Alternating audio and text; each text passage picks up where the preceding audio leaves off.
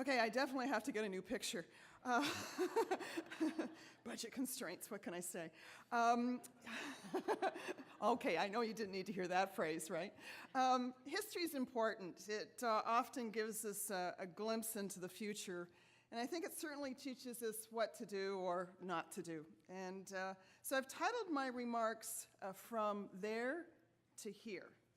So where is there and where is here? One lesson I've learned over the years is that life is somewhat like a merry-go-round. You can almost guarantee that what goes around comes around again, although the landscape can change and the speed as well, but in my case, the gray hair just increases. So change is what you make of the circumstances, and change can also be that which you create. So in the from there to here, where is the there? So I'm going to take you back in time, and it's important to the context of what we're here today about.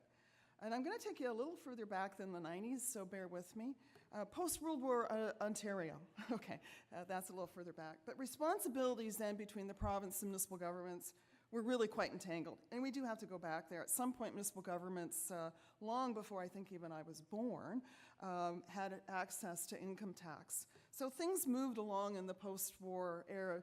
And in fact, cost-share arrangements, even then, were complicated. They overlapped, functional responsibilities, et cetera.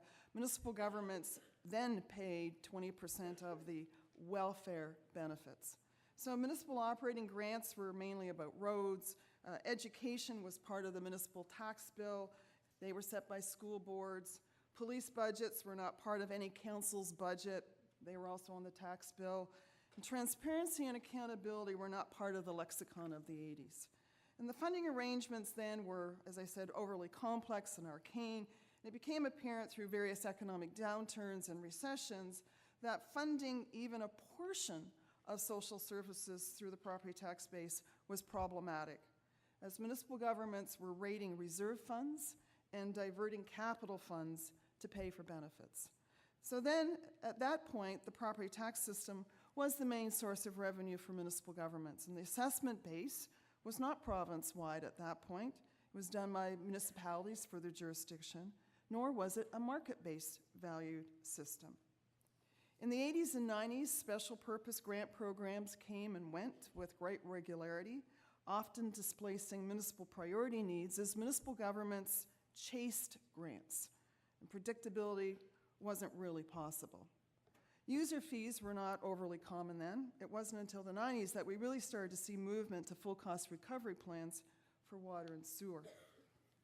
In the late 80s, the municipal sector pushed for disentanglement, the goal being to essentially shift the costs of social assistance and that it be paid totally by the province.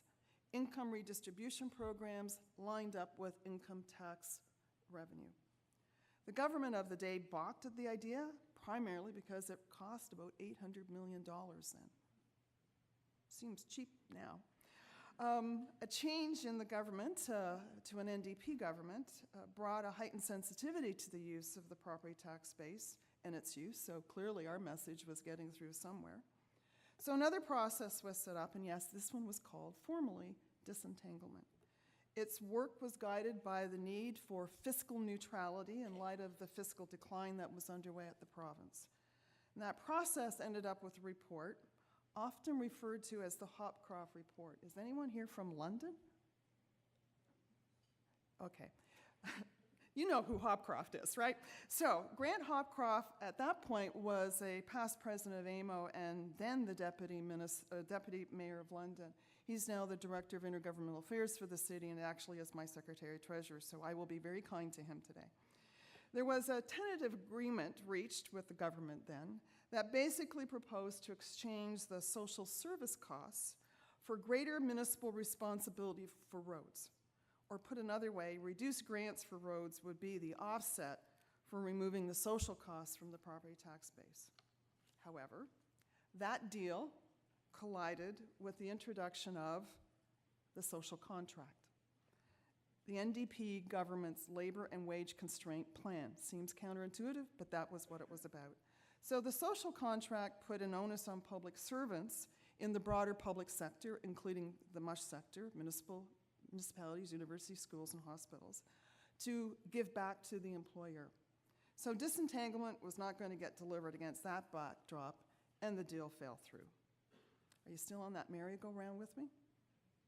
Enter the Tory government, who set up the Who Does What panel. It was headed by David Cromby, former Toronto mayor and a former MP. His panel was populated by some pretty prominent municipal elected officials of the day. I'm not going to give you the list. Some of them are still around.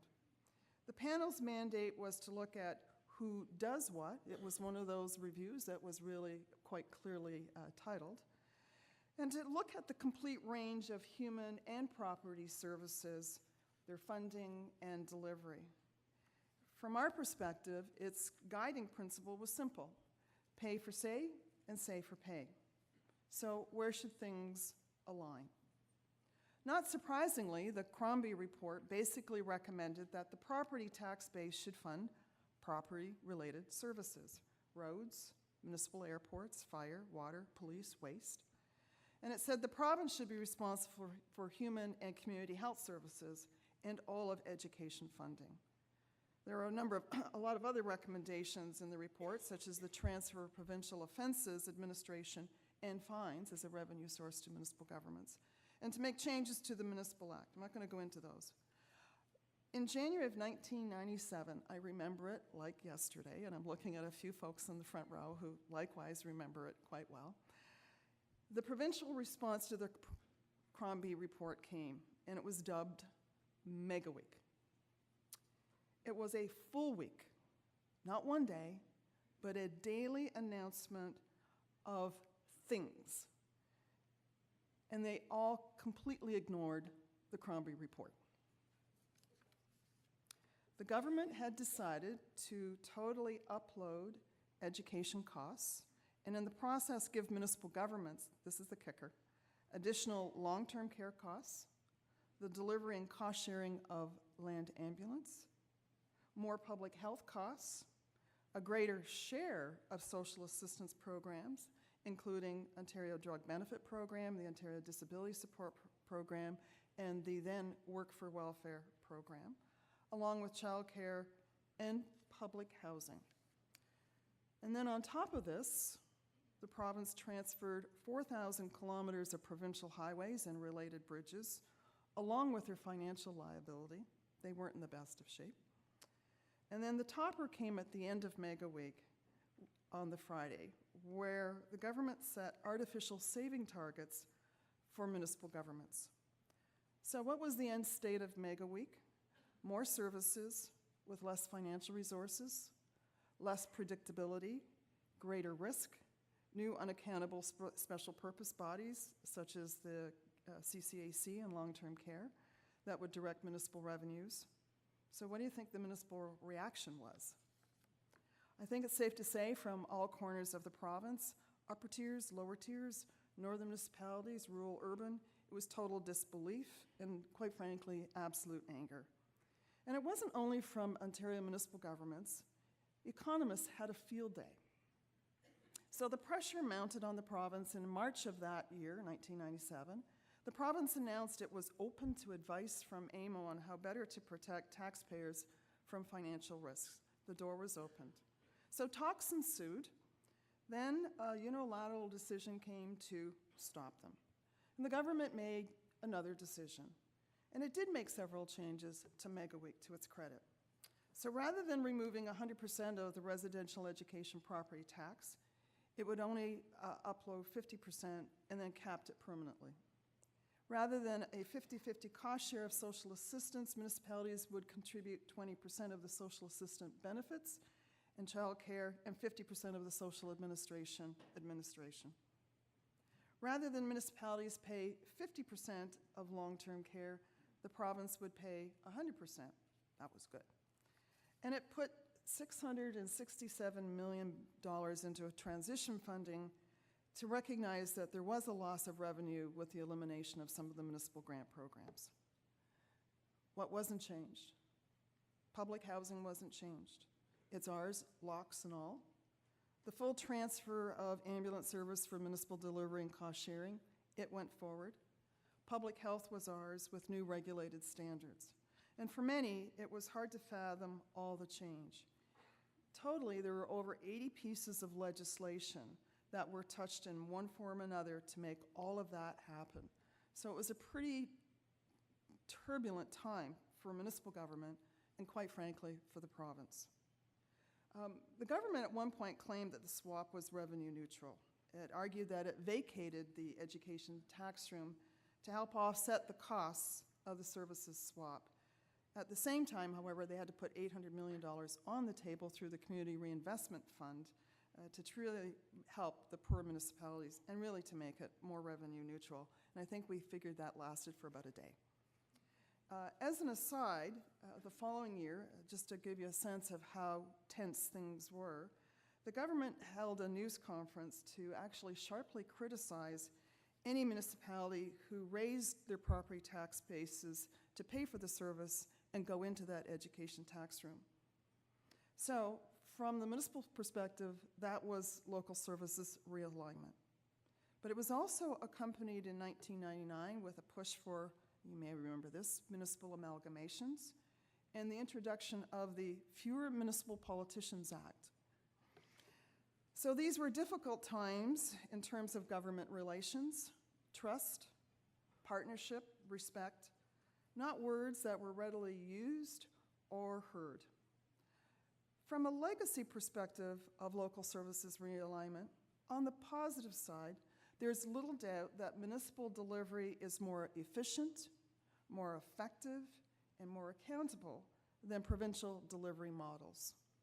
And as the order of government closest to the people, we're expected to be more responsive to communities. And we are, which often means that we also fill the gaps in programs. LSR was transformative for service system management for social services, no doubt. Municipalities evolved and rose to the challenge and exercised great leadership under the circumstances. The problem is that LSR created a different and growing fiscal burden that was not financially sustainable with property taxes and a few user fees. It relied on GTA pooling formula for social assistance. That's the export of one property tax dollar from one part of the GTA to another. It relied on a community renewal fund of $800 million to make LSR more revenue neutral. By the way, that's now called the Ontario Municipal Partnership Fund. Over the years, LSR was tweaked in terms of cost-sharing ratios, but it still required municipal property tax dollars to subsidize the provincial treasury to support provincial programs and services. This wasn't good public policy in the 80s, nor in the 90s, nor in the 2000s. Social and community health programs were top-down driven. Flexibility was almost non-existent. One size fits all became a common phrase. So LSR did teach us in the municipal sector to be on guard for downloads, side loads, and I think downloads by stealth was a phrase of the time as well. The sector learned a lot about data, its integrity and portability. I think on some files, our best friend was the Provincial Auditor General, at least on the ambulance file. So Local Services Realignment brought tension and frustration. For municipal governments, it was the rub between governing as a duly elected body and being seen by the province, the government of the day, as a delivery agent with regulated programs and standards. So another change in government brought the municipal sector a new opportunity. After about 18 months of heavy, sustained lobbying focused on AMO's $3 billion GAP campaign, we landed a process in 2005 called the Provincial Municipal Fiscal and Service Delivery Review. We are now allowed to call it the upload, okay? So why? Here's two figures. In 2003, all the social and community health programs on the property tax base totaled about $3.2 billion.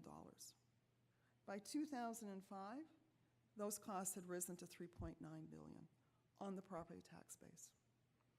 So I think we made our point about sustainability of this. So after several years of intensive work at a provincial municipal table, and by the way, a couple years, there was a provincial election and a municipal election. That elongated the time of the work. But we did ink an agreement in 2008, and it took the fiscal and service delivery relationship into a much better framework. Much better. Not perfect, but much, much better. That's the topic of the next session. And I'm not going to delve into it, but as the colleagues that are on the next session would appreciate, I can't resist a comment or two. So, first comment. Policy decisions, good or not so good, demand good implementation. In fact, good implementation can improve any policy decision. Over the years, I think the province and the municipal sector, particularly on the human services file, have a better sense of how to share, how to look and address flexibility and diversity. The talk has moved from inputs and outputs to outcomes. Local is where outcomes start and end, and where true integration can occur. So, in closing, I hope I have not made you terribly dizzy as a result of this historical merry-go-round. Some would say hysterical, too. And I would also like to point out that I think we're still on it in some way. The fiscal arrangement with the upload of social program costs is much, much better. We still have concerns about the financial liability of housing that has not been addressed. It's looming as a large risk and exposure for property taxpayers. And just recently, we were told by the province that it's going to re-examine this thing called education tax, which will have some implications for our municipal councils and probably how they do taxation. So hang on. I think the merry-go-round will continue. The speed may not be as dynamic as it has been in the past. I also want to close by saying I know earlier this morning my president, Russ Power, was here, and in his remarks basically made comments about the working relationship and the need for the strength of strong association-to-association relationships. I totally agree with that. But I also want to take just a moment to thank each of you individually for the work you do. You don't get enough thanks. So I thank you for the work you do in your communities. So stay tuned. I think you're going to learn a lot in the next session about the path forward and the future, because you're all part of it. Thank you very much.